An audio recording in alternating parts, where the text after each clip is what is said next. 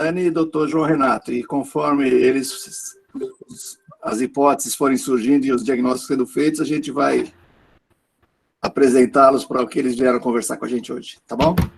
Tá joia. Já está gravando, doutora, pode começar. Tá, vocês só me avisam se vocês conseguem ver, porque eu não estou muito habituada. Não, tá dando para ver, sim, certinho. Tá certo? Tá. Eu quero agradecer, então, primeiro, só, né, a Eunice e o doutor Eduardo pela oportunidade. Eu vim para o interior, né, estou em Taubaté agora, no Hospital Universitário. Esse é um caso da nossa enfermaria de Clínica Médica 2 que eu estou assumindo, né, que eu assumi esse ano. Então, para mim é um prazer imenso e compartilhar com vocês. O nosso hospital é pequeno, sem muitos recursos, mas eu achei esse um caso interessante e resolvi compartilhar e gostaria que vocês me ajudassem, né, nas próximas vezes que a gente pegar casos semelhantes, que a gente possa discutir junto, e para mim vai ser muito gratificante. Eu agradeço desde já. Vamos lá. Então, nós temos uma paciente que foi ao pronto atendimento com uma queixa de dor de cabeça e febre, e a queixa dela era 5 dias com essa manifestação. É uma mulher de 40 anos, que vai ao pronto atendimento devido a cefaleia frontal de forte intensidade, associada à febre, de 38,9 graus, no momento que ela mediu, uma das aferências dela, é iniciada há 5 dias, onde foi medicada com sintomáticos e dado alta com possível diagnóstico de sinusopatia, né, de sinusite. Ela foi para casa e no dia seguinte ela volta, devido a uma piora do quadro, com aparecimento da astenia intensa, náuseas, vômitos, dor abdominal, e aqui ela já relatava que a partir desse dia ela não apresentou mais febre. Ela negava a viagem recente ao uso de medicações, além das que ela já fazia uso, que eu vou descrever mais à frente, e outras substâncias ou qualquer outro chá de qualquer tipo. Ela é natural e procedente aqui de Taubaté, ela é escriturária, tem diagnóstico prévio de hipertensão desde os 20 anos de idade, o uso de enalapril, hidroclorotiazida e losartana. Ela não tem queixa de alergia, ela tem um grau de obesidade 3, ex-tabagista, de uma carga tabágica pequena e parou há 15 anos, sem histórico de etilismo, sem tatuagens, e refere apenas uma hematransfusão em 2010, quando ela apresentou um quadro de dengue grave, e nessa mesma internação ela relata que ela fez uma nefrectomia, que ela não sabe dizer o motivo, ela não sabe, mas ela lembra que foi nessa mesma internação do quadro de dengue grave. De histórico familiar, ela tem diabetes e hipertensão na família. Ela chega ao pronto atendimento, na verdade, com o primeiro dia, a gente não tem relato desse atendimento, ela foi para casa, e quando ela volta dessa forma. Então, ela foi, se eu não me engano, no dia 18 de abril, e ela volta no dia 19 desse ano. Então, uma pressão normal de 12/8, uma frequência cardíaca de 75, uma frequência respiratória de 18, ela estava febril no momento, um destro de 113 e uma saturação de 96% em ar ambiente. Ela estava em regular estado geral, descorada 2 cruzes, desidratada 2 cruzes, anictérica, acianótica, febril, eupneica e lúcida, né, sem um déficit neurológico.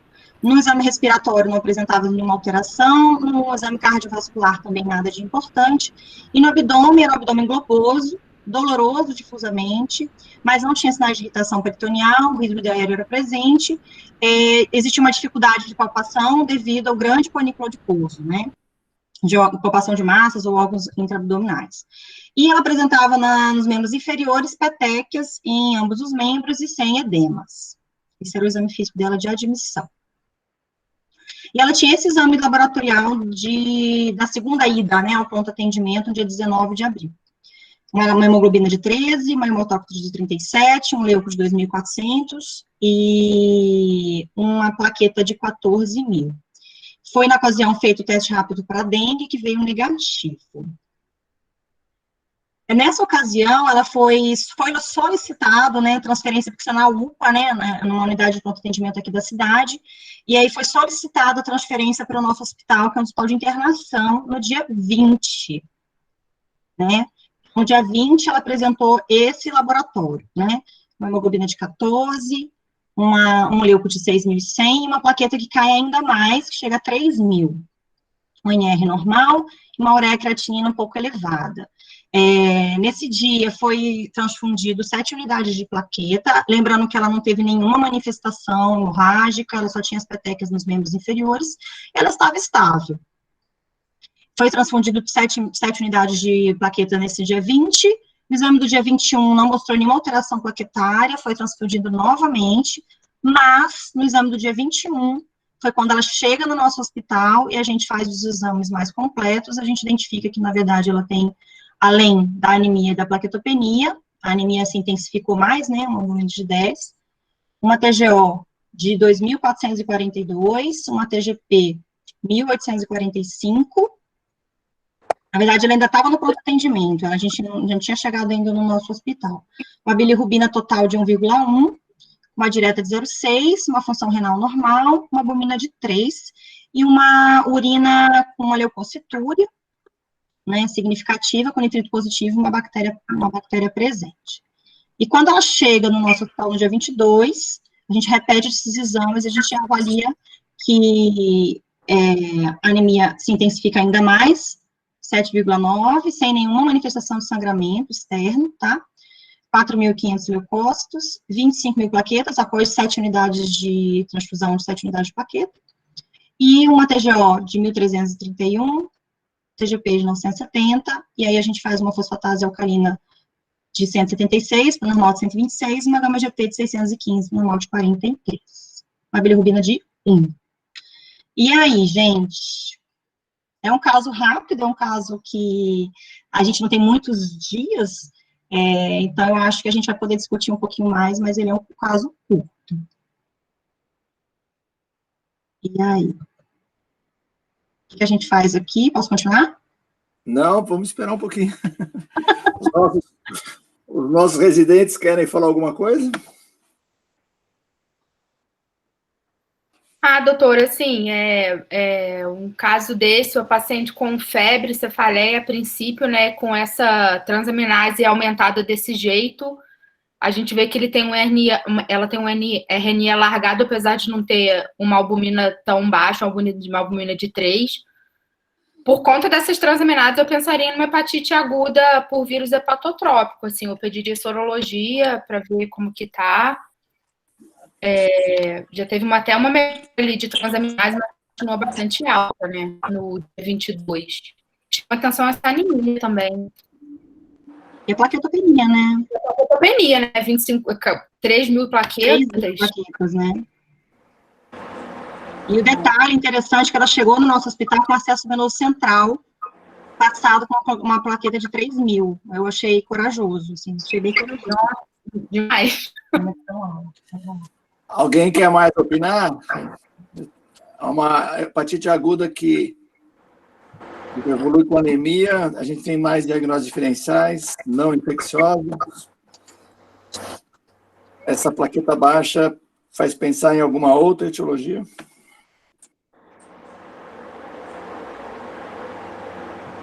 Quem que está na reunião?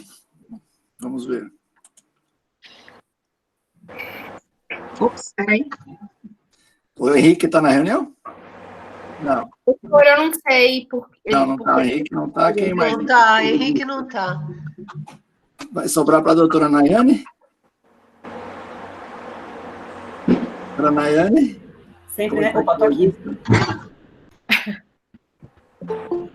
Que me chamou a atenção duas coisas. Uma que, eu não sei exames prévios, a Vivian só tem exame a partir do dia 21 de abril, mas chama a atenção que ela tem uma O relativamente mais aumentada, quando a gente compara com a TGP, e a perda de função dela foi bem transitória. Ela fez uma hipobuminemia, que pode ter sido transitória, mas a plaqueta dela caiu muito para a gente, quando a gente pensa em doença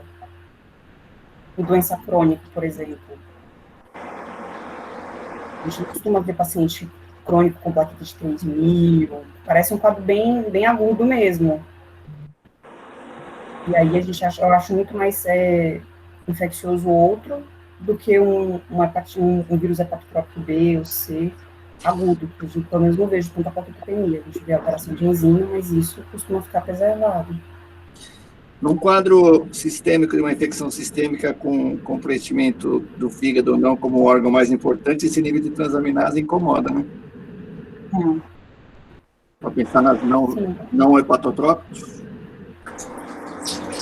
Quadro infeccioso grave com instabilidade hemodinâmica pode fazer, né? Aumentar a enzima, fazer hiperuremia. Aí você tentar identificar um foco infeccioso que justifique. Ela não tinha nenhuma instabilidade hemodinâmica, em nenhum momento ela teve nenhuma, nada, clinicamente estável o tempo inteiro. E aí, Patrícia concorda com a doutora Nayane? Sou eu, Ludu, que você perguntou? Desculpa. Sim. Eu estava um pouco distraída aqui. Eu estava pensando, eu não sei, esse NS1 foi feito quanto tempo depois do início dos sintomas mesmo? 5 dias. 6, né? Ela procurou o primeiro atendimento, foi 5 dias, depois ela volta no dia seguinte. 6 dias. Porque eu, assim, de olhar aqui, eu fiquei pensando em dengue hemorrágica mesmo, né? Porque ela teve aí uma evolução importante de queda de plaquetas, parece que ela sangrou de alguma forma, porque ela foi baixando muito rápido essa hemoglobina, né? E, eventualmente, com algum acometimento do fígado, foi o que me ocorreu num primeiro momento, né? Então, foi alguma doença sistêmica, como alguém estava falando aqui, com acometimento do fígado, né? Mas o NS1 foi negativo, isso afasta um pouco, bastante, na verdade, essa possibilidade, né? Vírus hepatotrópico eu pensaria menos, porque não, enfim, chama muito atenção essa plaquetopenia, essa anemia, né? Como um quadro associado, assim, eu pensaria bem menos, né?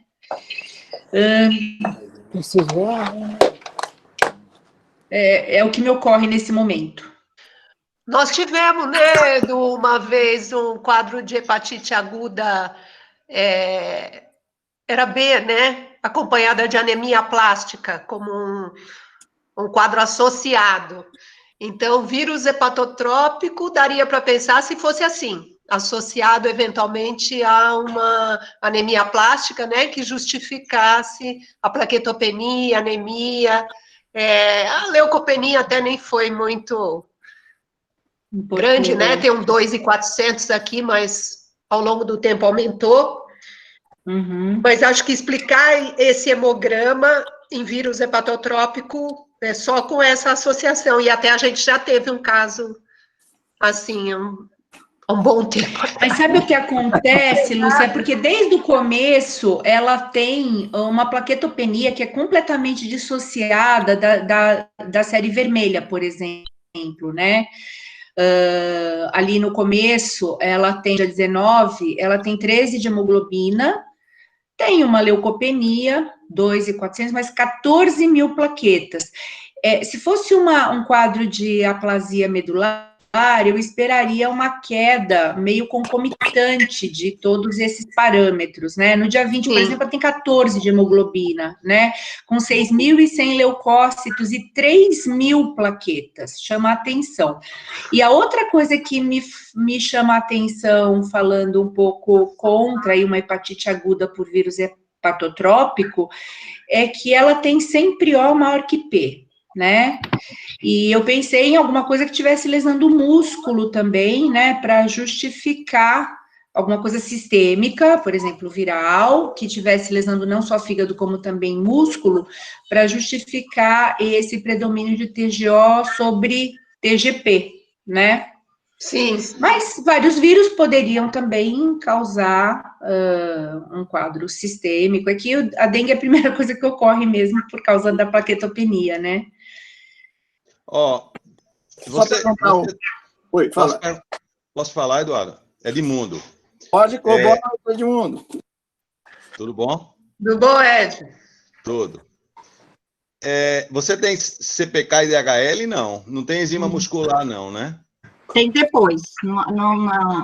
Na próxima a gente vai ter, que tá normal.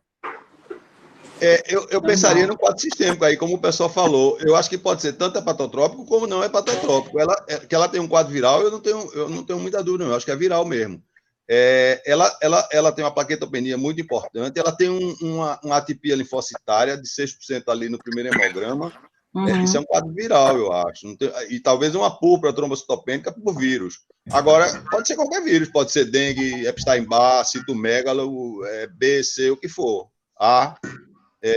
Eu acho que aí chegou um ponto que tem que ter os marcadores. Eu acho que aí não é um quadro sistêmico, talvez tenha comprometimento. Ela disse agora que as enzimas musculares são normais, mas pode ser uma agressão hepática maior que o TGO, TGP, por qualquer vírus. Eu acho que aí, eu acho que é viral, agora qual é o vírus, aí só com o marcador, né?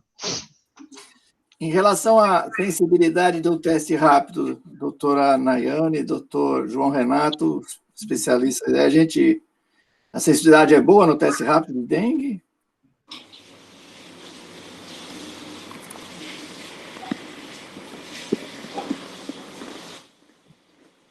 João está com o microfone fechado.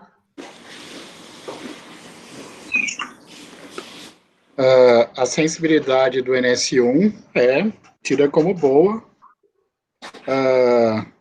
É claro que esses marcadores são mais estudados numa primeira infecção. Essa já é uma segunda infecção pela dengue, né, pela história, isso pode ser que esteja dando alguma diferença. E eu sou uma pessoa que sempre gosta de testes moleculares. Eu acho que, no caso desses, um teste molecular, talvez pudesse ser esclarecedor quando começa a ter muita reinfecção pela dengue. É o que as pessoas estão começando a dizer, que se você tem reinfecções, pode ser uma causa de ser falso negativo, né? Um outro vírus que eu poderia pensar seria o parvovírus, né? Parvovírus B19, eu acho que poderia dar um quadro assim também, dentre todos que foram falados aí. Com essa pancito dela, a gente pode pensar mais em CMV ou não? Ele é também diferencial como os outros, as outras infecções virais? Bom, eu acho difícil fazer o diagnóstico sem ter alguns marcadores específicos, né? Eu acho que tem que fazer os marcadores específicos. Acho que esse é o próximo passo mesmo. Alguém mais? Doutora Maria Lúcia, Gama, Edmundo? Não, acho que é isso aí. Acho que a Fernanda fez essa pergunta porque ontem mesmo nós estávamos discutindo um caso de uma possível infecção por CMV e o que chamava atenção no hemograma era uma leucopenia importante, né? E aí a gente ficou nessa ponderação aí das alterações de série de hemograma nessas infecções virais. Eu queria só, doutor João, quando você fala de parvovírus B19 e com repercussões hematológicas, ele, na maioria das vezes, ele faz mais aplasia seletiva de linhagem vermelha, né? Ele não costuma ser um vírus de pancitopenia com plaquetopenias tão significativas. Parece que assim, a história natural do parvovírus B19 é mais, do ponto de vista hematológico, fazer aplasia seletiva. Muito bom. Vamos em frente, Vivian? Vamos lá. Então, só para esclarecer um pouquinho as nossas condutas para frente, aqui em Taubaté, a gente é uma região muito endêmica para dengue. A gente pega muito dengue em enfermaria, muito mesmo. E então, essa paciente já chegou para a gente no nosso hospital com uma possibilidade de ser dengue, apesar do NS estar negativo. É claro que vocês vão saber, a Nay e o Dr. João vão saber melhor do que eu, mas parece que o NS1, se você acorda até 72 horas do início da febre, ele tem uma sensibilidade maior, e como ela colheu depois, pode ser que tenha dado negativo por isso. Eu não sei se eu estou certa, depois vocês me corrijam, tá? Depois de 72 horas o quadro perde um pouco a sensibilidade. Mas, enfim, ela veio como possível hipótese de dengue, e quando ela chega para a gente na enfermaria, por causa da plaquetopenia, e ela veio já sendo tratada como dengue. Então, ela veio com uma hidratação vigorosa, que a gente acreditou muitas das vezes que esse HB caiu, na verdade, porque estava hemoconcentrado e não era alto coisa nenhuma, né? Talvez ela tivesse realmente hemoconcentrado, e por isso como estava muito hidratada, ela veio caindo esse HB aí, sem esterilizar absolutamente nada. Eu particularmente achei que a hepatite da dengue, como ela veio com essa hipótese, eu achei muito estranho essas transaminases muito elevadas, porque geralmente a gente não vê tão elevadas assim, e o que me fez investigar outras coisas. É claro que dentre elas os testes de hepatites, né, virais hepatotópicos vai estar lá, e aí eu pesquisei outras causas de hepatite aguda que pudesse estar acontecendo, que não seja só viral, que aí aqui a gente tem os resultados, né? Então, a gente tem todas as sorologias virais negativas para vírus A, para C, aqui a gente tem o hábito de fazer testes rápidos, né? A gente não faz a sorologia completa, só quando ela é positiva, para B, por exemplo, tá? Para hepatite A, a gente faz realmente separadinho. Vírus C negativo, B negativo, CMV negativo, Epstein-Barr negativo. E lembrando só que foi coletado esses exames no dia 22, mas é claro que a gente não conseguiu esses resultados no dia 22, né? A gente teve esses resultados dias depois, né? Desses vírus. E associado a isso, eu investiguei outras causas de hepatites que pudessem estar em concomitância, né? Ela pode ter, né? Será que ela tinha alguma doença prévia, né? Será que ela tinha um quadro prévio e estava fazendo uma agudização?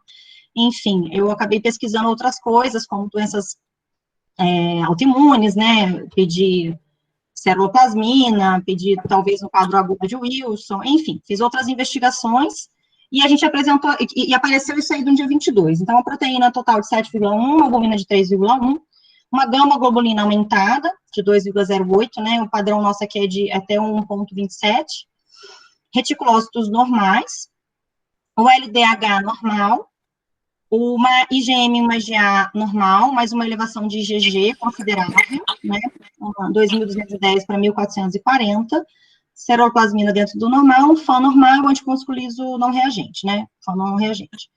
Um ferro baixo, uma saturação de transferrina de 12%, uma ferritina elevada de 1.352, e vitaminas normais, né, de B12 e ácido fólico.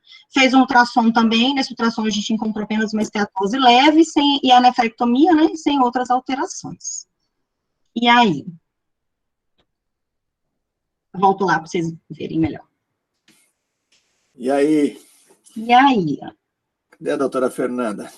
Que começou a discussão. Apareceu alguma coisa, Fernanda? Que você te ajudou, te atrapalhou? Não, me atrapalhou super. Quer dizer, atrapalhou nada, que tudo negativo. Até o CMV deu negativo. Deixa eu ver. Esse IgG elevado aí também tá estranho, né? Pois é. A gama-globulina também, né? Aham. Você acrescentaria alguma hipótese das que você tinha feito com esse laboratório agora? Oi? Você acrescentaria algum diagnóstico?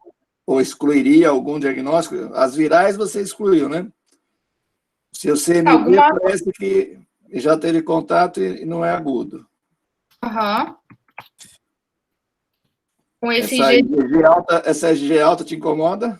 Incomoda, a gente pensa em alguma autoimune, né? Ainda mais com a gama também do jeito que tá, agora a gente vai... eu pensaria em autoimune. A gente acrescentaria uma exacerbação aguda de uma hepatite autoimune ou uma hepatite aguda genuína autoimune. Sim. Agora sim, né? Doutora Lúcia, nossa especialista em doença autoimune.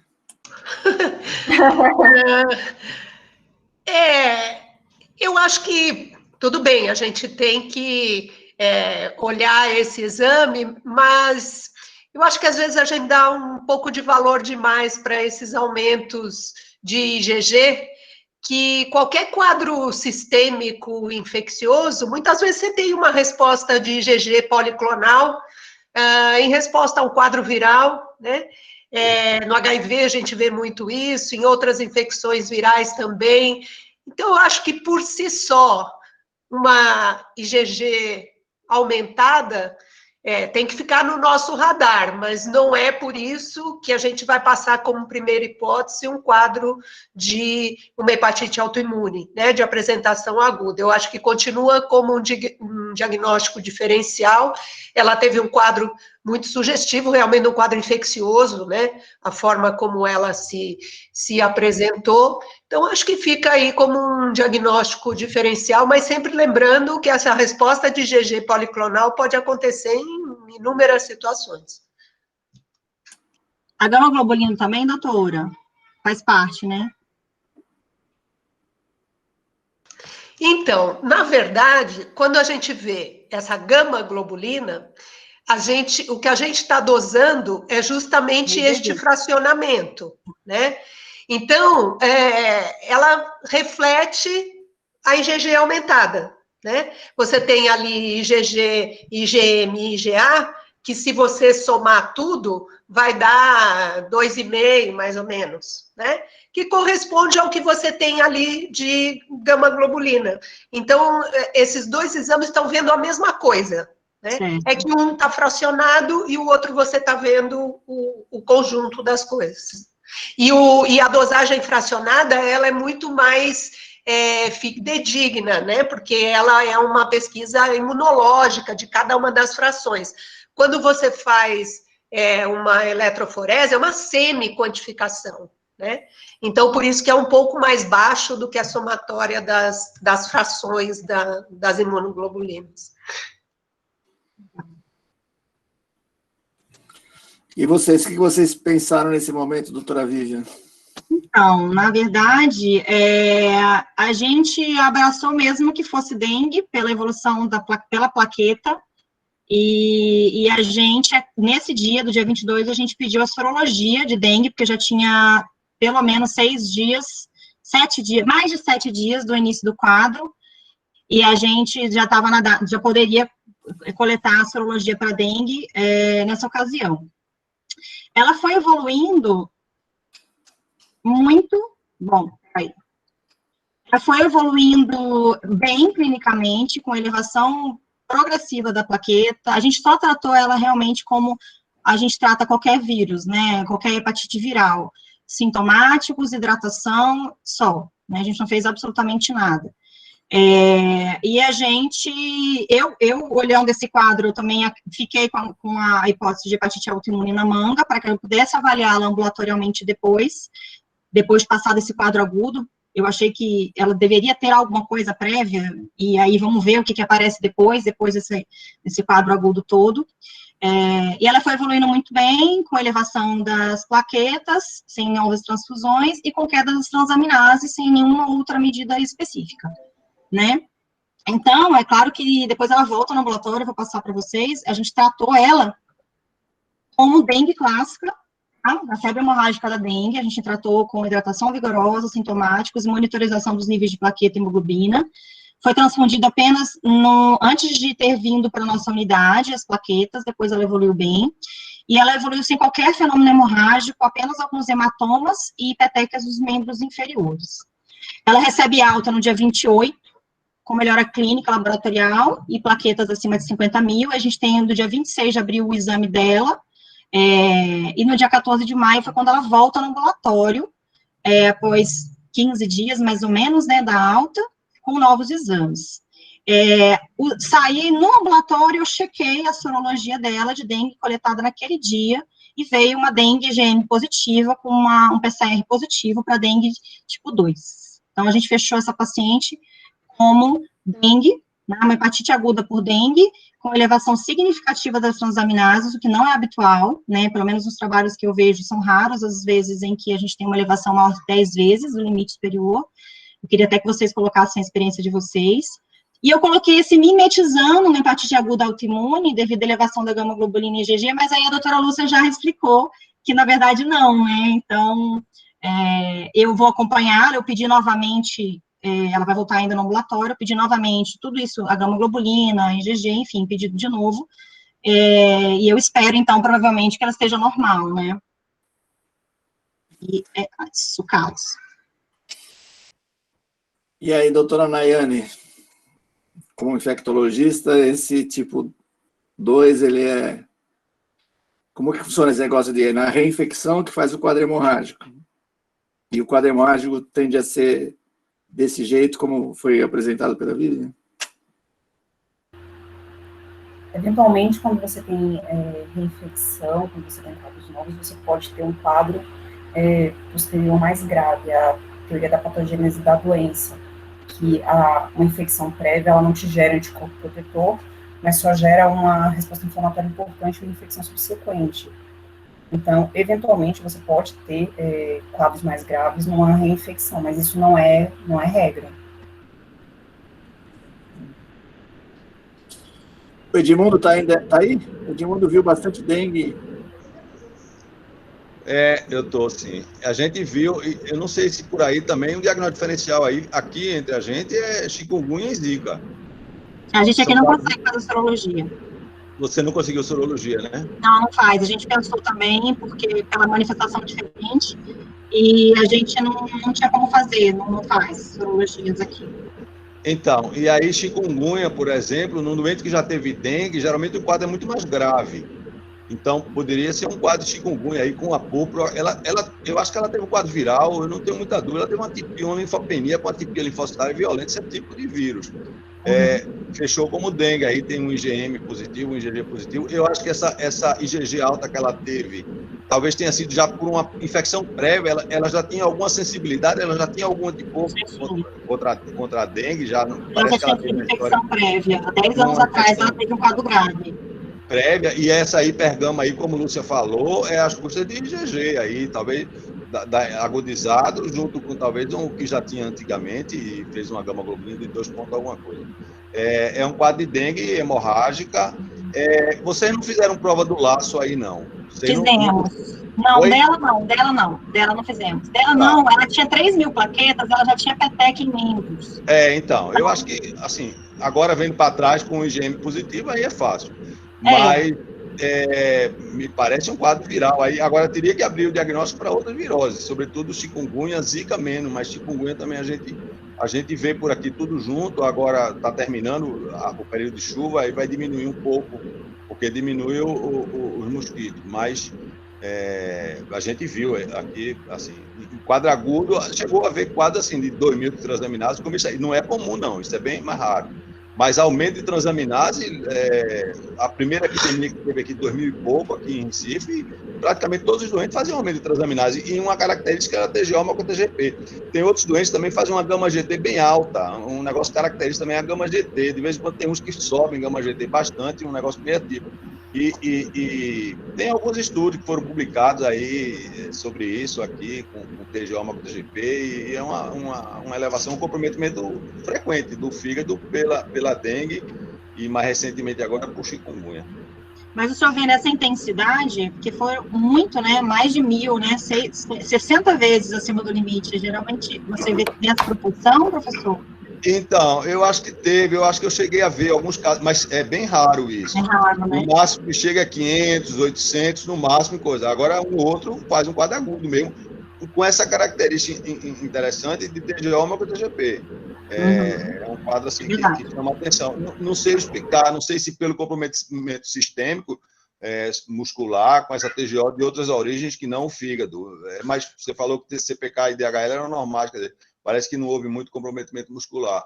E ela tocou um pouquinho a função renal também, isso deve ter sido por desidratação. Ela deve ter tido uma perda, talvez essa queda de hematócrito e hemoglobina talvez tenha sido um pouco de perda aí por algum lugar que a gente não viu. E assim, vendo agora, o quadro fica bem mais fácil, né? Ela normalizou as enzimas? Todas. Tá tudo normal? Tudo normal. 15 dias depois da alta, ela repetiu os exames e normalizou tudo. E uma coisa que ficou estranha é essa nefrectomia no quadro anterior, né? Exatamente. Eu não sei o porquê, ela não sabe dizer porquê, mas ela diz que foi no quadro da dengue anterior. Que ela não sabe dizer.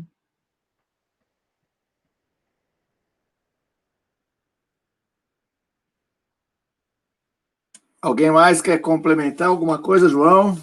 Concorda com o diagnóstico final? Concordo plenamente.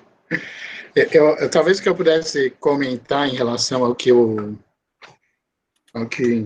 Edmundo falou, e já adiantando o que eu vou falar depois aqui, tem vários vírus que podem dar um quadro clínico bem semelhante, tem vários, tem o chikungunya, tem o dengue, tem até febre amarela, tem zika, que todos dão um quadro que inicialmente são semelhantes. E a tendência atual é que você tenha kits de diagnóstico sindrômico, que a gente já tem para vírus respiratório, já tem para meningoencefalite, já tem para gastroenterites, e que já tem nos Estados Unidos, e está começando a ser testado aqui no Brasil, um kit para detectar vários vírus que são associados com esse tipo de quadro que a gente viu. Isso vai ser importante quando a gente tiver isso, porque fica muito difícil você diferenciar um caso de dengue, de chikungunya e de zika sem ter o diagnóstico etiológico específico, né? Era mais isso que eu queria falar agora.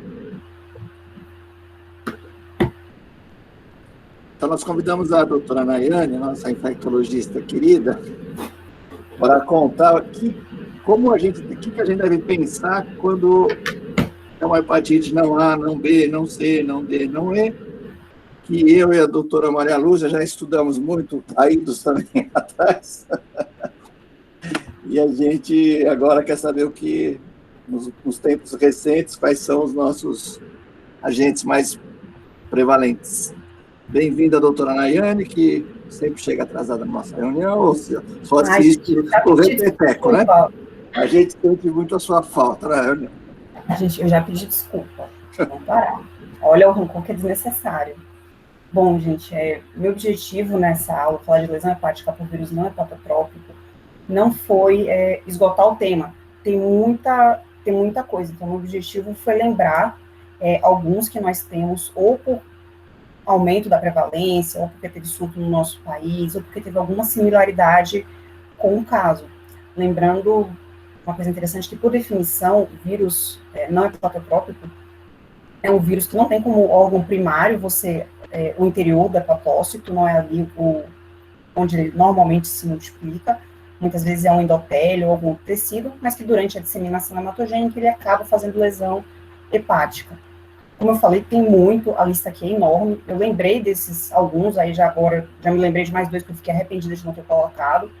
Mas, acho que a apresentação não está rolando, Nayane. Naquela hora estava, mas depois caiu.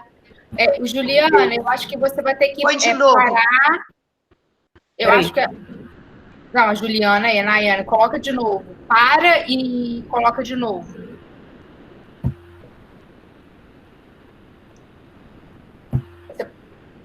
Isso. Aí agora coloca de novo. Vocês estão vendo agora? Agora não. Clica em apresentar agora de novo. Entrou, beleza. Foi? Entrou, tá ótimo. A Amélia quer entrar na sala. Eu já tinha aceitado ela, não tá aparecendo nada para mim. Porque ele aparece aqui na janela, não apareceu não. Vou falar com ela aqui.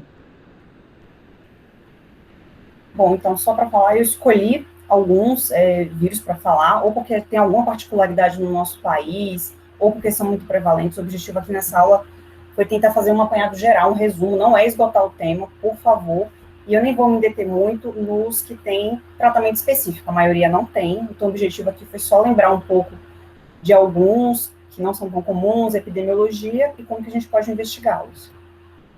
Falando um pouquinho da dengue, que foi discutido no quadro inicial, é um da família flavivírus, o vetor é o Aedes, tem vários outros que também têm essa via de transmissão, é um RNA de fita simples, ele é dividido em 4 sorotipos, dengue 1 a dengue 4, por isso motivo, um quadro de dengue não te impossibilita que você tenha outros quadros pelos outros sorotipos.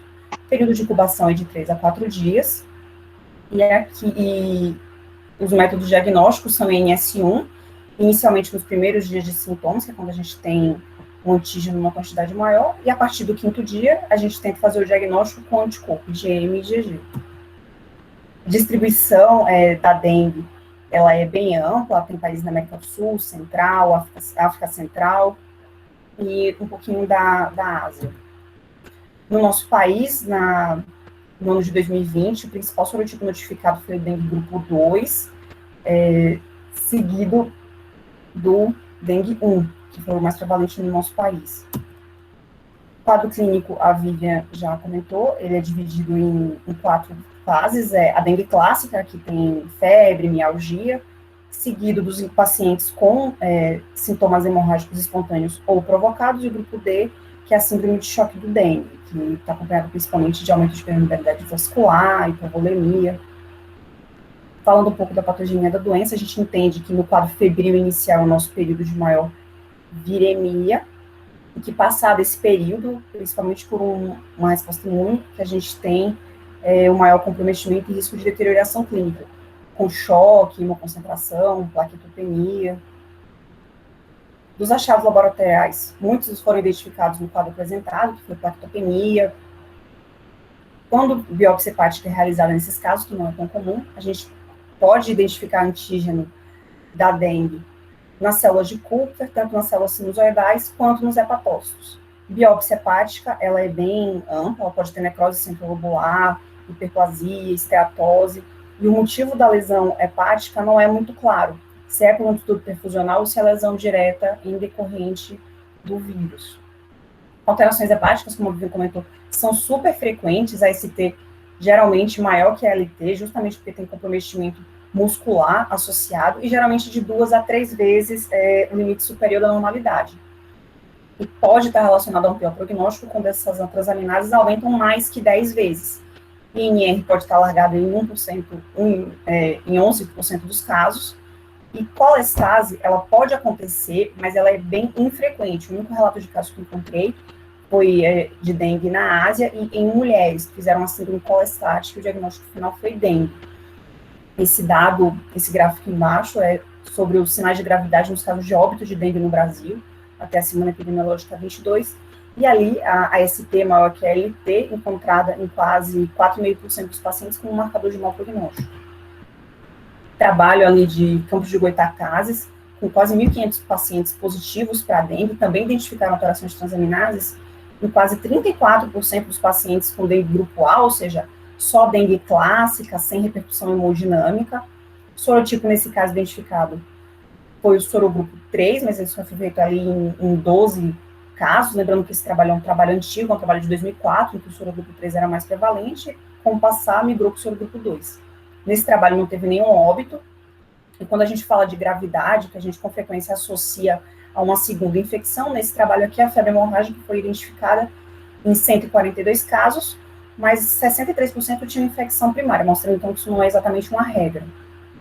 Nesse trabalho aqui a gente vê então enzimas normais, principalmente LT, em um bom percentual dos casos, mas alterações menores que 3 vezes também é bastante frequente. Não tem diferença do nível das enzimas em relação ao sexo, nem a presença de infecção prévia ou não. A única coisa que teve diferença era se a dengue era clássica ou hemorrágica, tendo um maior aumento de enzima aí nos quadros com dengue hemorrágica. Com infecção, ou seja, você achar outra doença associada, é possível. Um trabalho no Paquistão achou que 22% dos indivíduos com dengue com infecção, com hepatite B ou hepatite C, mas nesse trabalho não identificou nenhum. Eventualmente, tem disponível ou um quadro que demora a resolver, vale a pena a gente fazer para os nossos pacientes. Falando um pouquinho da febre amarela, é um flavivírus também, o vetor de transmissão urbano é o Aedes, o silvestre é o imagogo, um período de incubação também curto, de 3 a 5 dias. Quadro também muito similar ao da dengue, nos quadros leves, febre, cefaleia, mialgia. Nos quadros mais graves vai ter evolução progressiva para lesão renal, icterícia e alteração do sensório. Os quadros leves vão corresponder a até 30% dos casos, com quadros graves em até 60%. Nesses, a letalidade é alta. O diagnóstico pode ser feito por sorologia, e aí a sorologia idealmente é pareada, ou por PCR, isolamento viral, até o 5º dia. A febre amarela já não é tão amplamente distribuída quanto a dengue, está localizada principalmente em países da África Central e América do Sul, e América Central, alguns países também tem notificação. A febre amarela para nós foi importante porque nos últimos anos nós tínhamos idealmente um controle de vetor, campanhas de vacinação anterior, nós tínhamos relativamente poucos casos aqui, 50, 100 casos notificados anteriormente.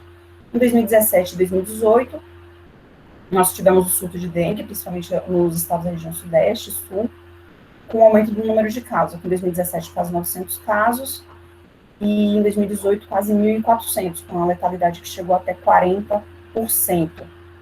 No final de 2019, nós tivemos alguns casos, apenas um caso confirmado e em acompanhamento.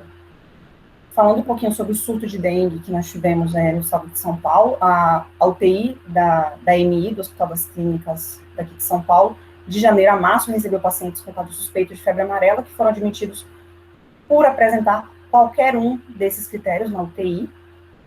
Pacientes na admissão já apresentavam sinais de gravidade importantes, 84% com lesão renal, alteração de sensório. A apresentação clínica dos pacientes, a grande maioria do sexo masculino. E uma coisa que chama a atenção aqui é que alguns também apresentavam contato prévio para os vírus hepatotrópicos, mostrando talvez uma eventual importância de investigar com infecção nesses casos, mesmo quando a suspeita de doença de vírus não hepatotrópico seja alta. E na apresentação laboratorial, que chamava atenção era a alteração de enzimas, principalmente a AST, e uma lesão renal importante associada.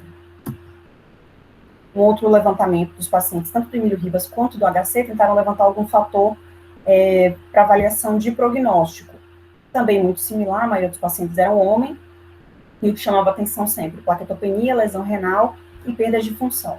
E aqui, definidor de mau prognóstico, foi uma alta viremia e neutrofilia associada.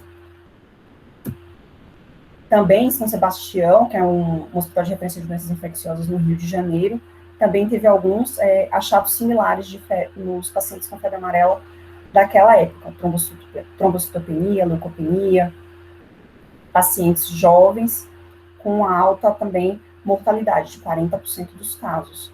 E aqui, marcador de mau prognóstico foi a EIT elevada e lesão renal associada. Um quadro clínico interessante na febre amarela é que alguns pacientes apresentam uma recidiva tardia, ou seja, eles evoluem com a primeira elevação de transaminases, recuperam do quadro clínico, recuperam função, recuperam as enzimas e voltam a aumentar dentro de 6 meses após essa melhora. A biópsia pode ter necrose multifocal, infiltrado, portal e lobular em zonas 2 e zonas 3, que são as zonas mais comumente acometidas nos quadros de febre amarela. E essa alteração, muitas vezes, apesar de ser similar ao quadro inicial, ele não impacta na mortalidade. A Zika vírus também com RNA, o vetor também AX, similar ao da dengue, um período de incubação curto, e o que chama atenção para o diagnóstico é a erupção cutânea, que pode estar acompanhado de febre e mais um desses sinais, artralgia, artrite e a conjuntivite, que é não purulenta. Ao contrário da dengue, que tem um maior número de quadros sintomáticos, aqui a maioria dos casos são assintomáticos, e desde o início da introdução dos casos de Zika no país, nós tivemos quase 3.500 casos confirmados. O quadro clínico de artrite é o que chama muito a atenção, e aí é poliarticular. A disseminação no mundo também é menor e foi um pouco mais lenta quando a gente compara com o da dengue, por exemplo. Em 2015 foi quando foi notificado o primeiro caso no Brasil. E esses casos se localizaram inicialmente, principalmente, Bahia, região de Mato Grosso e região sudeste. Mortalidade chama atenção principalmente na faixa etária pediátrica. Lesão hepática na Zika é rara. Eu tentei levantar nos casos na literatura, eu só consegui encontrar um caso de um chinês que foi procedente do Camboja. A alteração de enzimas dele, apesar da gente não ter muita descrição, a dele foi até importante, uma elevação de até 10 vezes o limite superior da normalidade por quadro. E em trabalhos prévios, é possível identificar Zika vírus em fígado de camundongo, mas não tem se identificado ao certo qual a fisiopatogenia da doença hepática na Zika. E o tratamento continua sendo de suporte. Chikungunya é do gênero alfavírus, o vetor também o Aedes, um período de incubação curta. com doença sintomática em até 70%. Nos casos sintomáticos, as apresentações típicas são as mais comuns, na qual na fase aguda temos um mesantema, artralgia. Essa fase subaguda pode durar 2 semanas até 3 meses, e a fase crônica é quando persiste principalmente a artralgia, que pode requerer manejo crônico. E as formas atípicas que estão relacionadas aos quadros graves. Lembrando aqui um pouquinho de como pode ser as cutâneas, pode ser um exantema difuso, com ilhas de pele um pouco mais sadia, entrameada, e edema articular importante. E aqui nas manifestações atípicas de chikungunya, está aqui em outras, faz uma pontinha ali no cantinho, hepatite. De trabalho no Brasil, eu não consegui encontrar algum levantamento mostrando como é que as lesões hepáticas de Zika no nosso país. Acho que se alguém tem visto mais aí, pode depois comentar para a gente. A distribuição dos casos, da letalidade dos casos, foram em idosos, e a maioria nós tivemos quase 40% de casos, a maioria na região sudeste e na região nordeste. Em relação à lesão hepática, eu encontrei duas notificações, uma de um surto numa ilha chamada South Reunion, que fica ali perto de Madagascar, que foram 33 casos confirmados, uma evolução para hepatite fulminante, que é a biópsia era hepatite aguda submaciça, com inclusões virais que não é específico, e dois indivíduos com doença hepática crônica, um cirrótico, sem etiologia definida, e um com hepatite B. Lembrando aí, talvez, a importância da gente investigar esses pacientes na admissão. E na Guiana Francesa, que é mais perto da gente, 2014 e 2015, mais ou menos quando foi introduzido o vírus no nosso país. Também foram 96 adultos, 23 casos atípicos, um quadro com hepatite e uma exacerbação de um hepatopata crônico, e 5 quadros graves com hepatite aguda grave e perda de função. E aí eu não sei se alguém tem caso no Brasil para discutir com a gente um pouquinho de como que é esses achados aqui no país. Falando aí de outros vírus, aí foi o momento, como diretor do NET Gastal Brain, que é pensar nos diagnósticos diferenciais de coisas que nós vemos bem menos, mas pode acontecer. Arenavírus, que também é um vírus de RNA, que como principal hospedeiro roedores. A transmissão se acredita que seja por inalação dos aerosóis, que são formados a partir de urina, fezes desses roedores infectados. Essas excretas, elas ficam no ambiente, desidratam, e eventualmente quando você vai limpar aquela região, esse aerosol é inalado. O quadro inicial, ele é inespecífico, febre, aginemia, vômito, evoluindo então para um quadro hemorrágico e alteração do sistema nervoso central. Arenavírus, existem várias espécies, eu vou me ater a 2 com o título de exemplo. Uma, que é a mais prevalente, é a febre de Lassa, que está relacionada a quase 300 mil casos anualmente, que está relatada em países da África Ocidental, um período de incubação que pode ser de até 21 dias, e doença grave em até 20% dos casos. A mortalidade da doença geral é em 1%, podendo ser até 20% em pacientes críticos. E no Brasil, o vírus Sabiá, que foi identificado no Brasil em 1993, um período de incubação também similar. E na literatura, para minha profunda de tristeza, alguém, por favor, me desminta, eu só encontrei 5 casos na literatura. E 2 casos foram acidentes de laboratório, então, de verdade, foram 3. O último caso aqui, que me fez lembrar e anotar para a gente, foi o último caso em janeiro de 2020, um indivíduo de Sorocaba, que evoluiu com um quadro hemorrágico que foi identificado o vírus Sabiá. Então, existe mesmo. Hantavírus é um RNA vírus, e aí existem várias espécies, e aí, em cada região do globo essa espécie ganha um apelido diferente. Não sabe o nome, vira sem nome, vira Rio Monteiro, por aí lá vai. Hospedeiro, roedores e morcegos, um período de incubação um pouco mais extenso, de 1 a 6 semanas. A transmissão pode ser tanto com contato com animais infectados, quanto com inalação de aerosol formado pelas excretas. Como tem muita relação com o contato com o animal, é muito frequente casos em áreas de agricultura, regiões mais rurais. Transmissão interpessoal teve um relato somente que eu identifiquei. E a patogênese, o motivo da lesão, é aumento de permeabilidade vascular e plaquetopenia. O hantavirus, ele faz principalmente alguns quadros sindrômicos específicos em regiões específicas do mundo. Isso é decorrente principalmente que cada espécie que gera a doença, ela está limitada geograficamente pelo seu hospedeiro na natureza. Então, os quadros acabam ficando limitados geograficamente. De 2013 a 2018, no Brasil, foram confirmados quase 1.500 casos de síndrome de hantavirus na forma cardiopulmonar, que é a que tem descrito no Brasil e na América Latina, com maior frequência na região sul, sudeste e centro-oeste, ainda mantendo uma letalidade alta. Aqui mostrando, então, que tem duas formas clínicas principais dessa doença. A primeira, que nós temos, é a cardiopulmonar, no qual que chama atenção aumento de permeabilidade, principalmente em parênquima pulmonar, que tem uma mortalidade de quase 40%, e a síndrome renal, que está associada a aumento de permeabilidade glomerular, o indivíduo evolui com a síndrome nefrótica, com a fase inicial oligúrica, e uma poliúria franca quando recupera. Existem formas mais brandas dessa lesão renal na Europa, que é apelidado de nefropatia epidêmica, que tem um prognóstico melhor. Herpes vírus, meu objetivo não foi, nessa aula, fazer uma ampla revisão de herpes vírus. São muitos patógenos, são diversos patógenos, a família é extensa, tem quadro clínico variável. Aqui foi só lembrar que ele também é um diferencial como vírus não hepatotrópico. É um DNA vírus, diferente dos outros vírus que nós discutimos, e o que chama a atenção é que ele tem uma possibilidade de, após uma primeira infecção, ele entrar em fase de latência, principalmente em gânglio neuronal, e de reativação posterior em pacientes imunodeprimidos.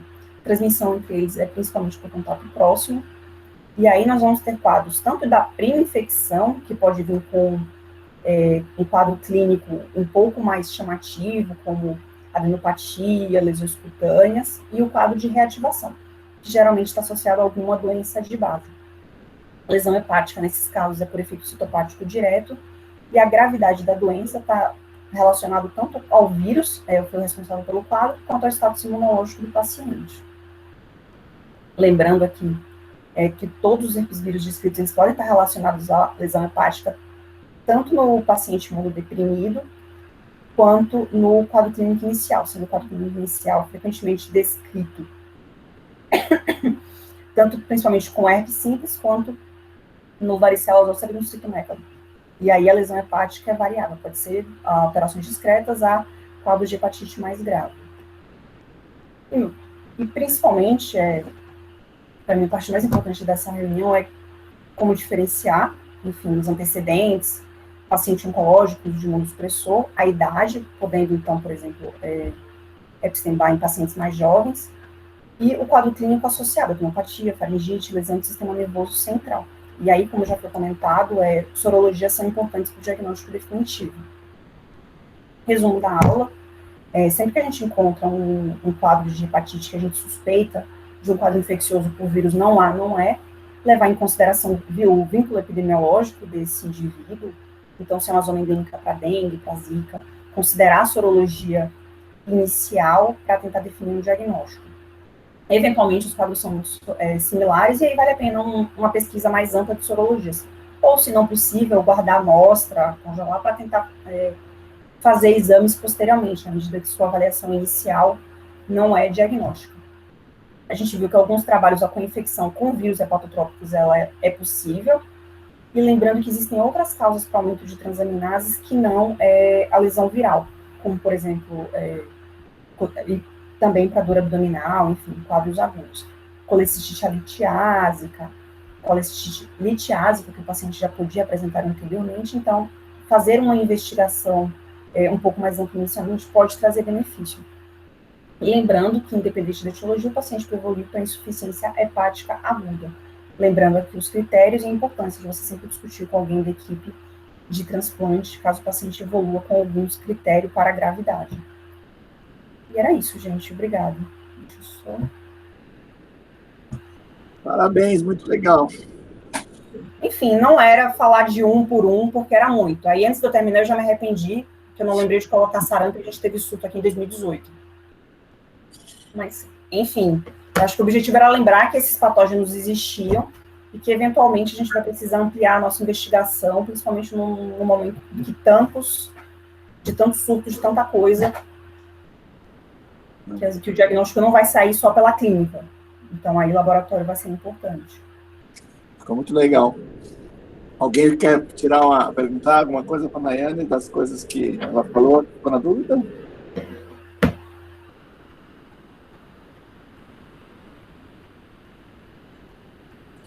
Gente, eu queria perguntar rapidinho, que eu perguntei na aula e ninguém me respondeu.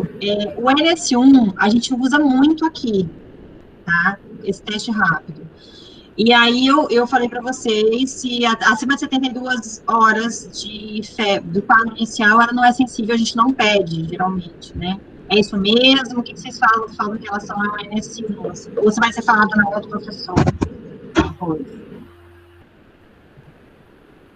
Não, vocês não têm. Para mim, ele tinha uma validade até o 5º dia. Até o 5º dia? Até o 5º dia. Tá. É porque aqui é padrão, assim, chegou no pronto-socorro com esse histórico, é tão frequente que qualquer pessoa com febre, plaqueta baixa, às vezes o paciente é cirrótico, já tem plaqueta baixa, ninguém sabe, o próprio paciente não sabe, ele vai receber uma dosagem de NS1, entendeu? Mesmo sem febre. O que é menos sensível, o PCR ele é positivo no primeiro, segundo, terceiro dia, ele fica, aí ele começa a ficar negativo, se é a primeira dengue. Agora o NS1 ele é positivo até o 5º dia, pelo menos, ele pode até prolongar um pouco mais. Tá. É o que é descrito, a não ser nesse caso que foi uma reinfecção, e aí a história do NS1 pode ser diferente, tá? Então, por isso que eu acho que a biologia molecular ainda vai ter sua importância a partir do momento que a gente começa a ter reinfecções, tá? E, João, por que quando tem reinfecção o NS1 pode ficar negativo? Bom, eu não sei dizer exatamente por que isso, mas não é 100% dos casos que são positivos. É esquisito, depende do kit, depende de um monte de coisa que pode acontecer também, tá? Então, eu não sei exatamente o que foi feito, mas a princípio ele deveria ser positivo, mas ele, talvez por ter anticorpos prévios, dificultaram a especificidade, a detecção do NS1 nesse caso, tá?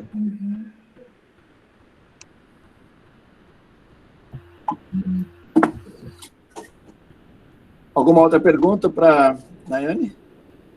Gente, eu que queria fazer uma pergunta para quem está vendo mais doença febril. Eu fui levantar de literatura, lesão hepática de Zika e chikungunya, achei super pouco. Quando a gente vê na prática que realmente é pouco mesmo, dengue faz muito mais, ou a gente só não está descrevendo, a gente não está pedindo exame, não está dando diagnóstico? Qual que é a impressão? Eu custei para achar. Ele precisou sair, mas... O Edmundo saiu? Saiu, ele precisou de uma reunião, que tem bastante pergunta na equipe.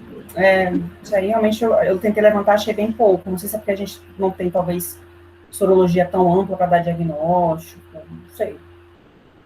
Mas eu não consegui achar nada para descrever, tentar detalhar essa lesão hepática de Zika e chikungunya aqui no país. Você acha que é pouco mesmo, João? Nesses vírus, as alterações hepáticas? Ou você vê pouca parte... Bom, eu também não vejo muito. Eu acho que é menos. Mas eu não sei te dizer isso exatamente. Tá? Bom, gente, eu convidei o João, até é engraçado porque nós ficamos falando do João por causa do arenavírus. Eu não sei se é do Sabiá da doutora Nayane, mas eu acho que não, era algum africano que tinha vindo fazer algum tour no Brasil, ou trabalhar, e eu não lembro onde esse caso foi feito diagnóstico. A gente viu isso e eu te liguei até no dia para saber se você tinha feito o diagnóstico, lembra? E a partir daí eu te convidei para falar desse seu novo sistema diagnóstico que vocês estão usando no Einstein, acho que não sei se no HC também, e falar um pouco do projeto Viroma, né? Esse projeto da Secretaria da Saúde que você está comandando, e até avisando para todos os nossos clínicos de plantão, que o Dr. João está recebendo casos de hepatites agudas para o estado inteiro, para incluir nesse projeto. Né? Então, João, a palavra é sua. Obrigado por ter aceito o nosso convite de participar. Bom, obrigado pelo convite. Na verdade, você tinha me chamado logo depois do primeiro caso de arenavírus, e aí a gente não pôde falar por causa do corona. Finalmente, a gente está podendo falar de outras coisas que não seja de coronavírus, que a gente estava um pouco, eu pelo menos fiquei um pouco cansado de falar só de coronavírus. Então vamos voltar para as hepatites, que é o que eu sempre mais gostei. Então, deixa eu começar a colocar minha aula aí. Como é que a gente coloca isso? Apresentar agora uma guia do Chrome, uma janela inteira? Não sei a tela inteira. Aí, se eu cliquei a tela inteira, depois seleciona a janela. Tá. Acho que eu tenho que abrir, é isso? Mas está aberto aqui. Ainda não veio, não. Não veio? Não apareceu pra gente. O senhor tem que clicar. Não, mas eu não consegui compartilhar ainda também. A sua apresentação está aberta. Seu PowerPoint, sei lá. Vou abrir.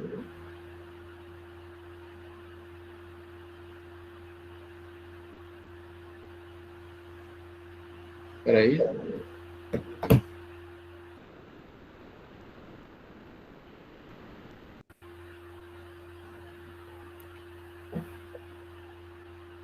Agora está aberto.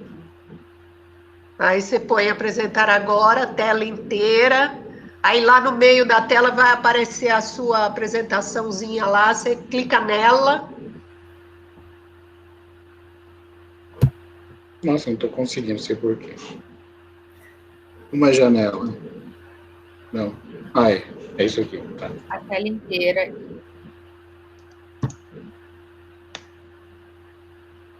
Ok.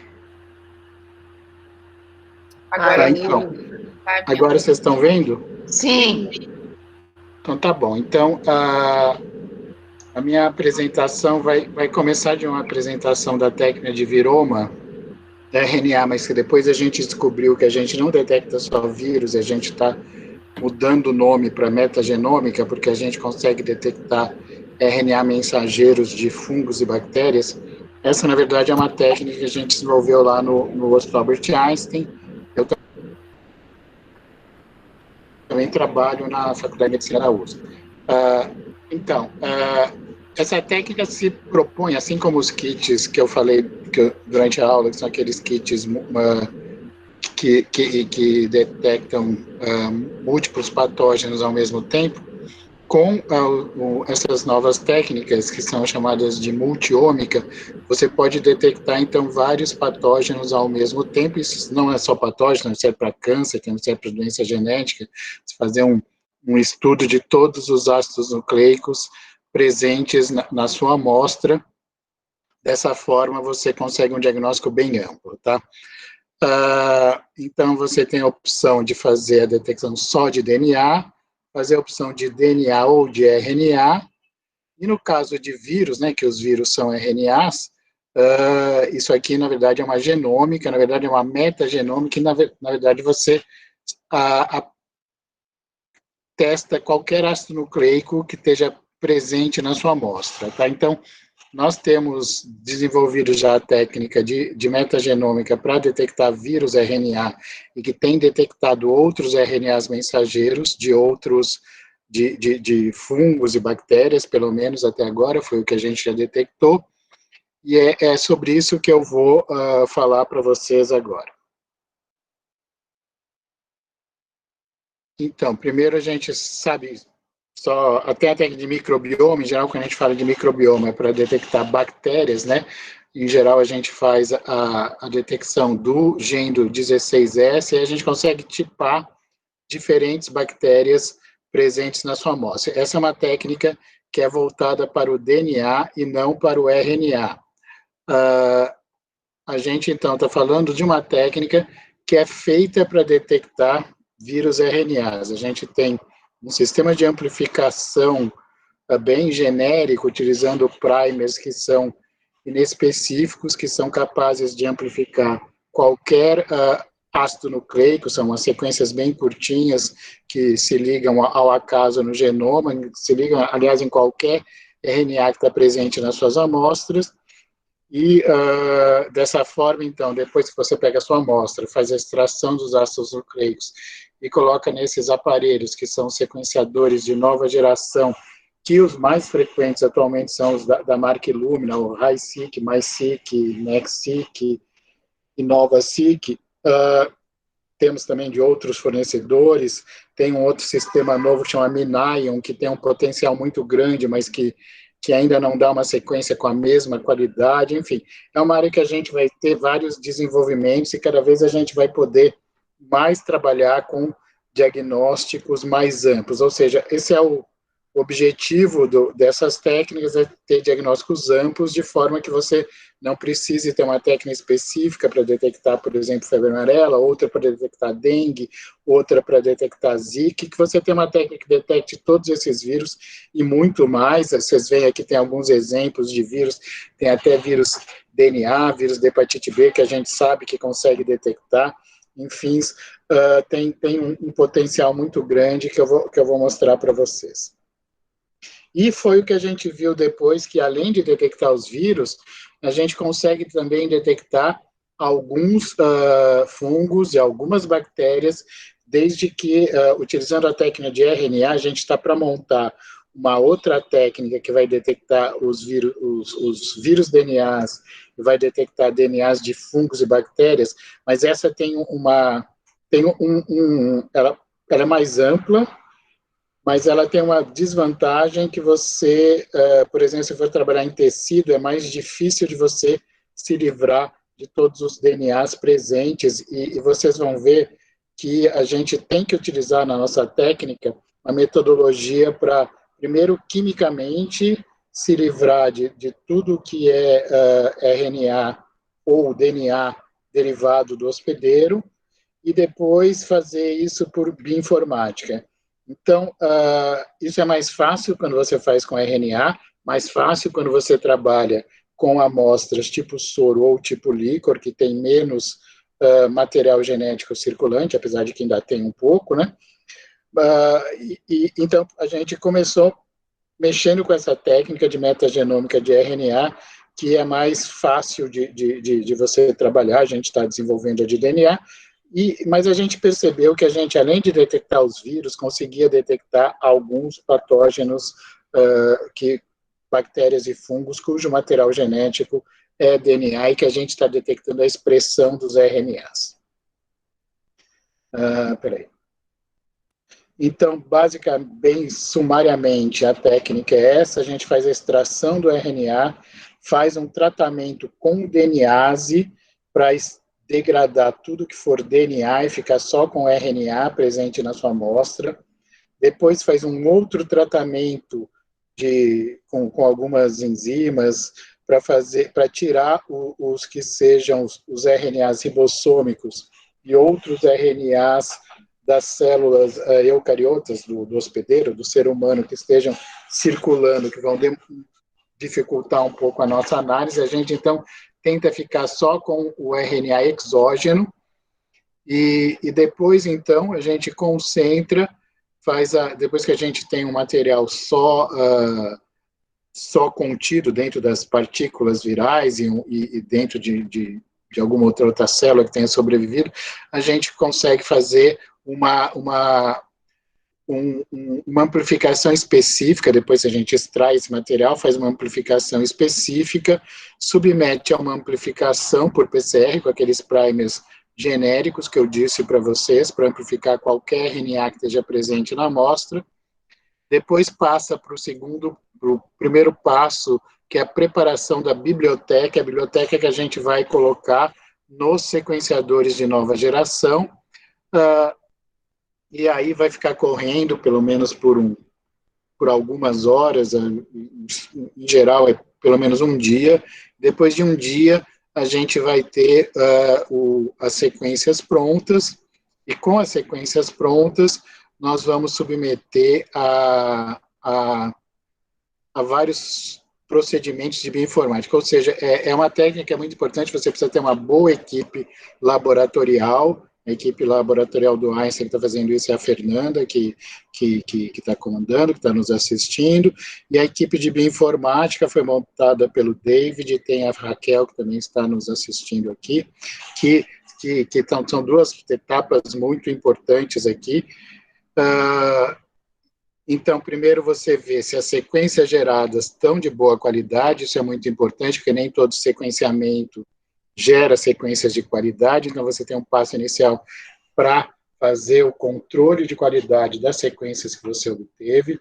Um segundo passo, que aqui é remover a contaminação do ácido nucleico humano, porque eu disse para vocês que a gente tira, mas mesmo que a gente tire, ainda vai ficar um pouco de RNA que vai contaminar a nossa reação, então a gente faz uma remoção por bioinformática, hibridizando, comparando a sequência com o genoma humano, e aí a gente faz 2 rodadas específicas de identificação de patógenos, que vão finalmente nos levar à identificação do patógeno presente, e aí o laudo é lido por um médico para ajudar na interpretação final do resultado.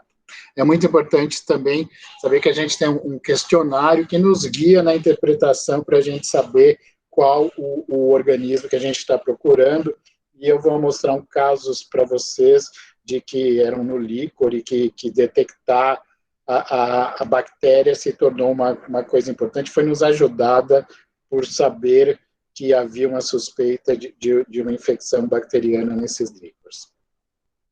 Bom, aqui é só mostrando alguns passos da parte de análise de bioinformática, que são passos mais complexos, que eu vou passar mais rápido, ou seja, é importante ver que as principais coisas são sempre feitas, então, uma boa equipe, tanto laboratorial como de bioinformática, ou seja, quanto mais multiprofissional as coisas melhores são, então vou passar rápido, porque isso não vai ser muito interessante para nós, mas só mostrar que é uma análise bem detalhada. E no final a gente chega ao resultado, a gente vai com os diversos anelamentos, hibridizações, com as diversas análises, desculpa, que a gente faz das sequências, a gente vai fechando as sequências que a gente encontrou. Aqui está mostrando um caso, o diagnóstico como a gente encontra, tem uma parte de DNA humano, outros que a gente não consegue identificar. Esse foi um caso que não tinha nenhum agente patogênico, mas que a gente identificou o PEG vírus C, que é o GBVC, o vírus da hepatite G, que a gente encontra com frequência em muitas amostras, mas ele não é um agente patogênico. A gente validou, então, contra vários agentes virais que estavam disponíveis no nosso laboratório.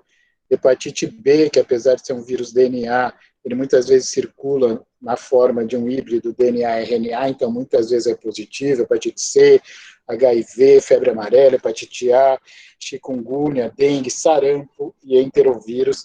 Tivemos, são amostras que a gente já sabia os resultados, a gente conseguiu detectar todos.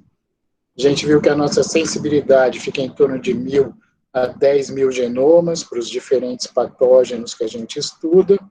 E aqui são os diferentes vírus que a gente já detectou, né?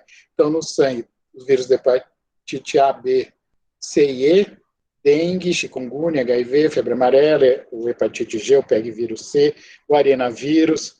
Em amostras oral respiratórias, sarampo, rubéola, cachumba, influenza, parainfluenza, rinovírus, metapneumovírus, VSR, enterovírus e os coronavírus. Na verdade, a gente usou essa metodologia para procurar o coronavírus, que depois a gente encontrou pelo PCR, mas antes de ter os primers disponíveis, era uma metodologia que a gente utilizava para ver se a gente conseguia detectar algum caso, mas na época ainda não havia o SARS-CoV-2 no Brasil.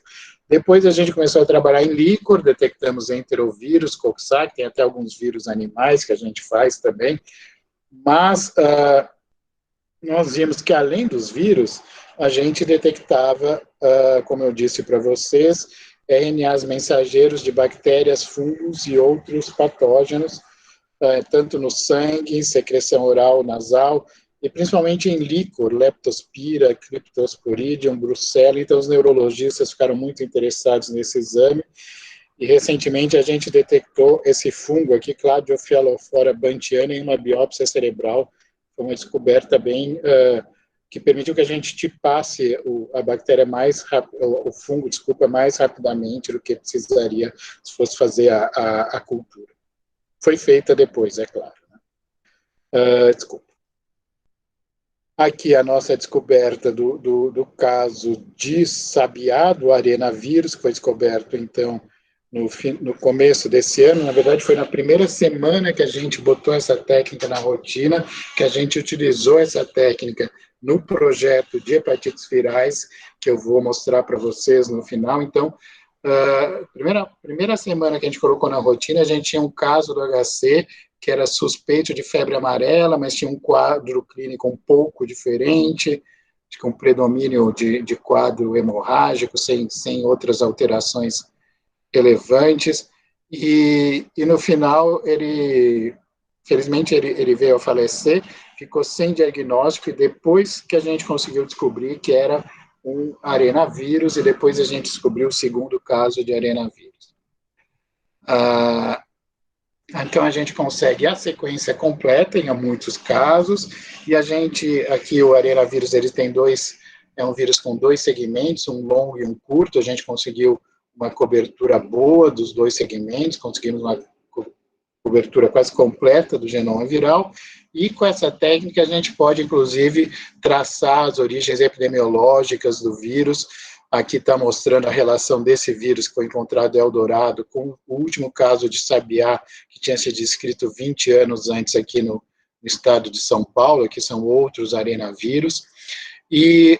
Bom, isso é uma outra aplicação da técnica, que é acompanhar epidemias. Aqui a gente está mostrando o acompanhamento de uma epidemia no nível global, mas a gente pode imaginar que é uma técnica que você sequenciando vírus isolados no mesmo hospital ou numa mesma cidade, você pode traçar rotas de transmissão de uma forma bem precisa através das análises filogenéticas que você submete às sequências. Aqui é o coronavírus, que a gente, aqui mostrando o sequenciamento do 229E, depois a gente fez o sequenciamento de várias amostras do coronavírus do SARS-CoV-2, e os achados em líquor, mostrando a detecção de bactéria aqui, a detecção da Brucella melitensis, num caso que não tinha o diagnóstico estabelecido, ele tinha uma sorologia que guiou para essa bactéria, mas ainda ficava-se na dúvida, e a gente conseguiu, então, além de ter a sorologia, detectar esse organismo no líquor. Enfim, a diferença desse sistema é que, em vez da gente procurar algo específico, ficar procurando, sei lá, primeiro hepatite A, depois hepatite B, C, D, etc., você faz uma análise global e você consegue fazer o diagnóstico ao mesmo tempo. Na verdade, essa é a primeira parte da aula, mas eu só queria mostrar, então, para terminar, o estudo que a gente está fazendo com o suporte do Ministério da Saúde, que é para fazer estudo das características epidemiológicas clínicas das hepatites virais agudas em serviços de saúde brasileira. Esse é um estudo que já começou há uns 2 anos, a Maria Lúcia, o Paulo Abrão, a Cássia participaram, a Cássia da USP, todos participaram para organizar esse estudo, e eu queria falar brevemente para vocês que a gente tem um estudo bem interessante, que tem muito a ver com esse caso de dengue, que a gente poderia ter ajudado no diagnóstico e ter até a sequência completa, eventualmente. Então, é um estudo de hepatopatias agudas em 14 estados de 5 regiões. O primeiro triênio está acabando esse ano, 2020, vai ter o segundo triênio, 2021-2023, segue várias normas do Ministério da Saúde.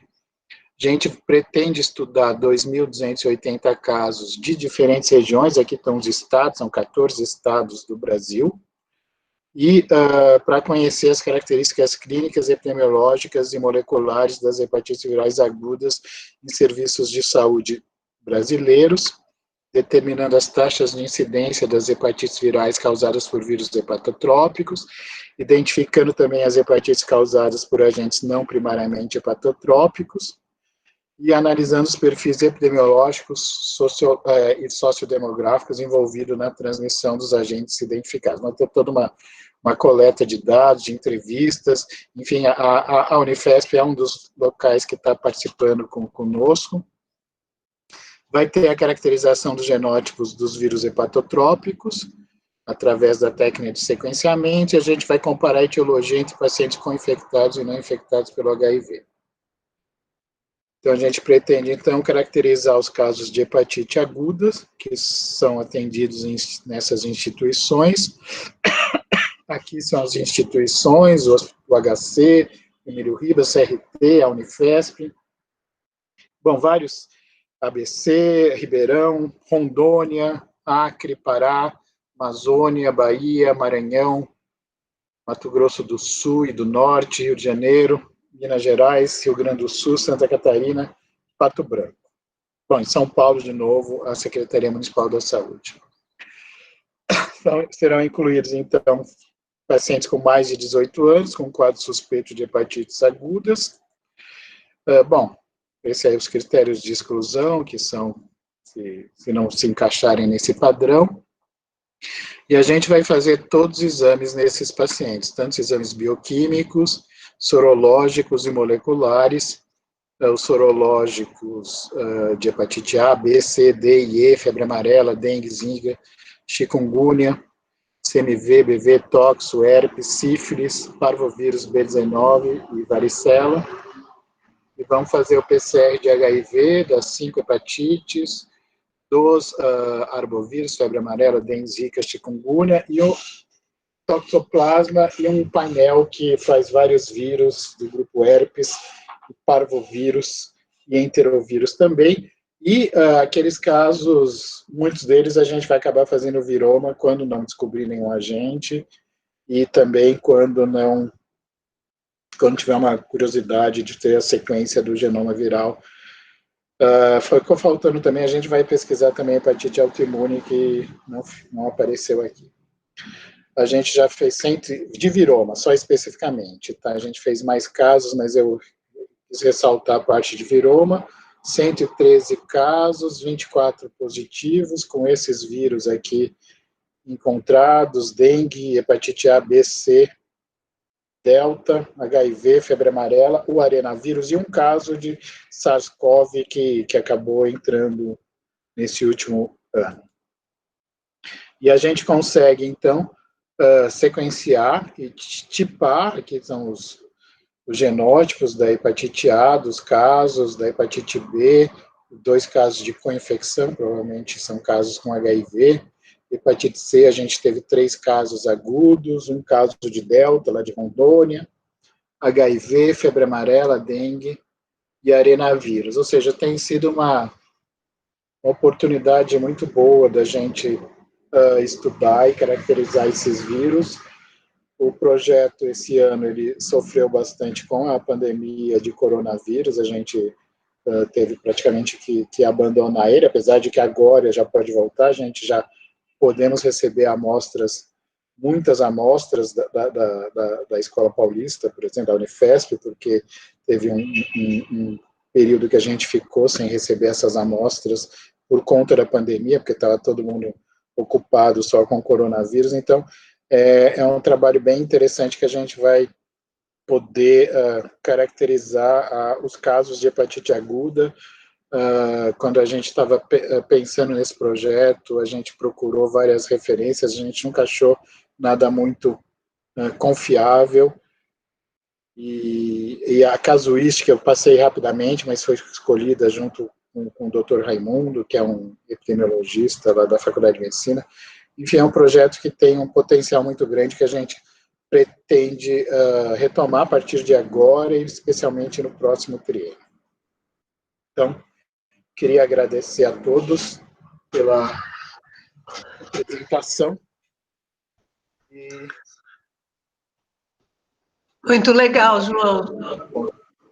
Vocês estão vendo Parabéns. ainda, né? Deixa eu tirar aqui Eu tiro. Como é que eu tiro isso? Tirei? Tirei. Parar a apresentação, acho que está certo. Tá bom. Tirou. Ok.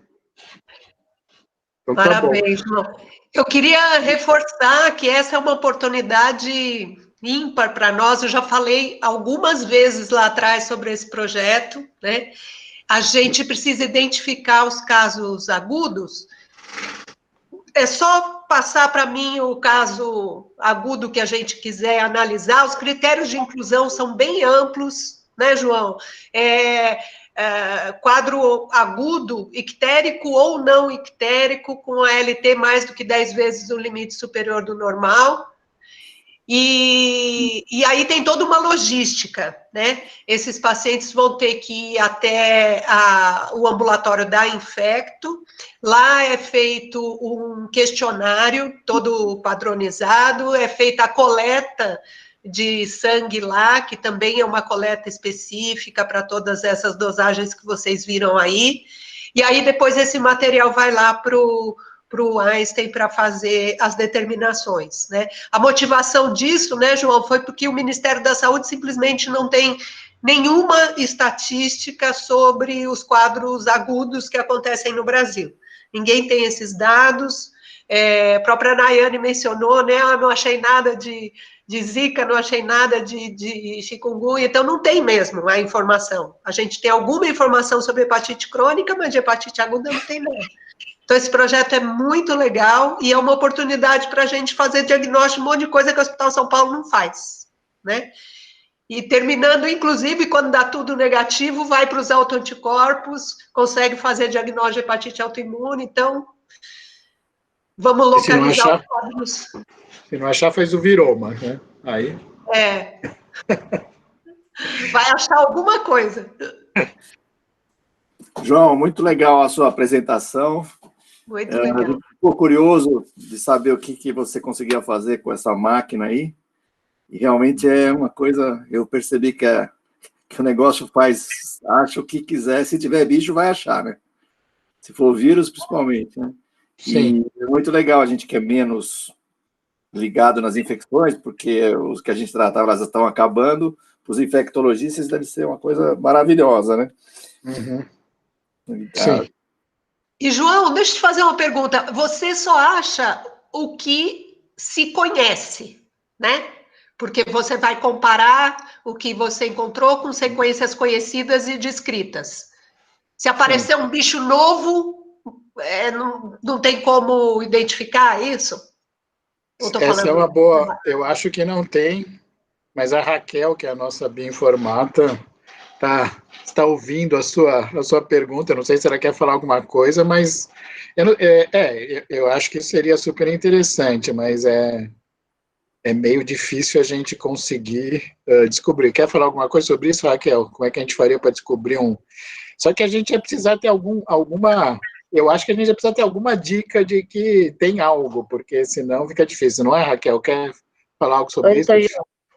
Então, é legal essa pergunta, porque a gente pode achar, nunca aconteceu isso ainda nos nossos casos, mas a gente pode achar sequências muito grandes, né? Então, como o Dr. João falou, no começo a gente tem pequenas sequências, e aí, batendo com a referência, a gente consegue identificar.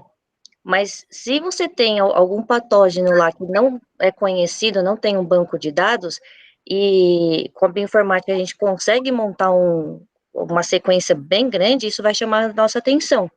E aí a gente parte para uma outra análise, que seria uma filogenia, para ver qual organismo é mais próximo dessa sequência, possivelmente podendo até identificar esse novo patógeno, né? Legal. João, esse caso do arenavírus, ele não tinha vindo de algum lugar fora do Brasil? Não, esse de arenavírus é aquele caso que é de Sorocaba, mas que passou... Na verdade, ele passou também pelo Vale do Ribeira, então não se sabe muito bem se ele pegou em Sorocaba ou em Vale do Ribeira. Parece que procuraram, a equipe da Secretaria da Saúde foi atrás de outros mamíferos que poderiam ser portadores desse vírus, mas que eu não sei os resultados, não sei se eles encontraram alguma coisa, então, se não encontrou o possível hospedeiro animal, fica difícil de você saber de onde ele veio. Que era uma pessoa que tinha passado não só por Sorocaba, tinha passado pelo Vale do Ribeira, tinha passado uma outra cidade que eu não estou lembrando o nome aqui agora. Tá?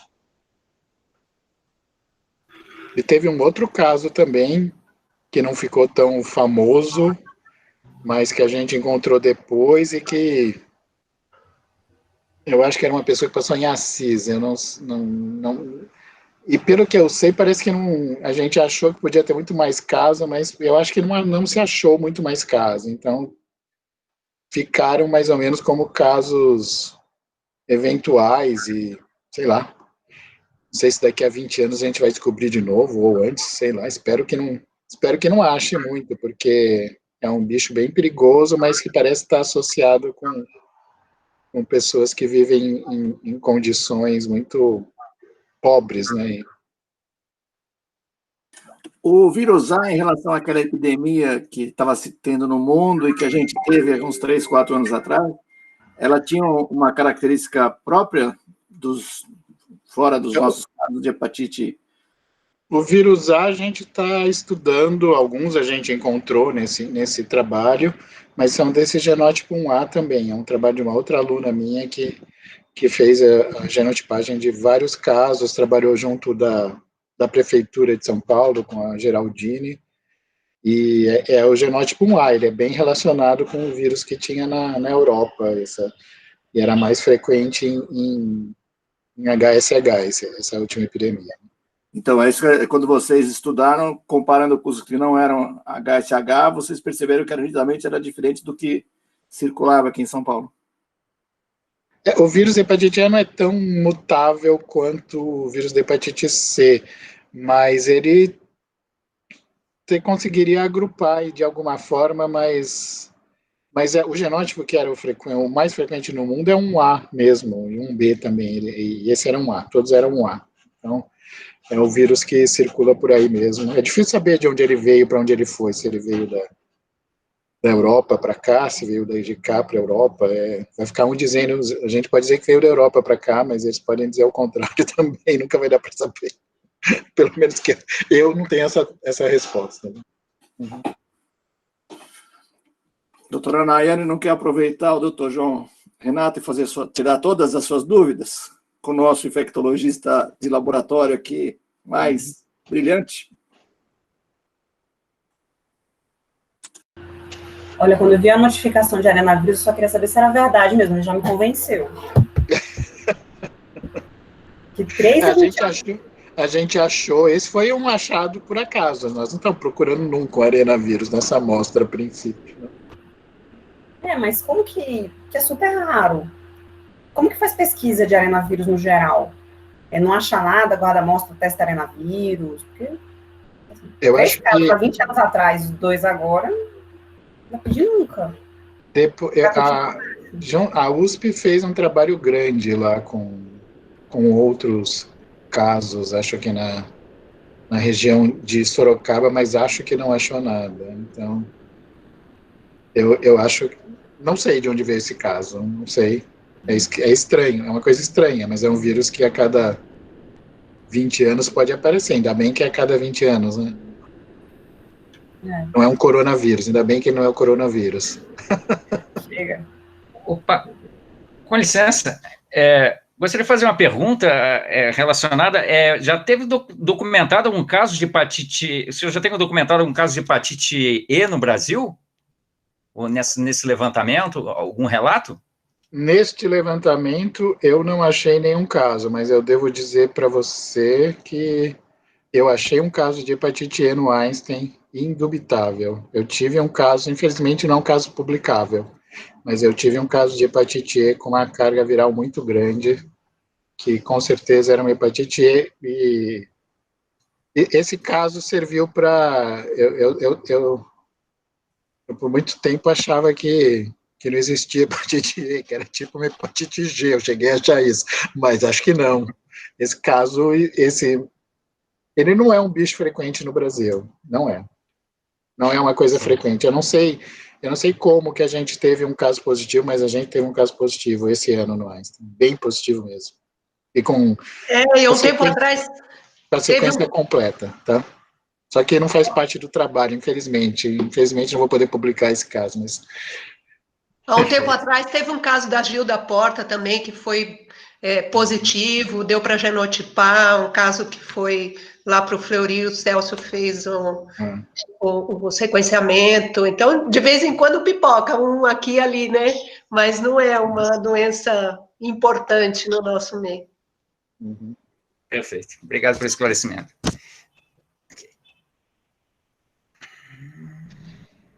O Delma, o senhor está quietinho. Eu tô só atento aqui, doutor Eduardo. Estou absorvendo aqui os conhecimentos.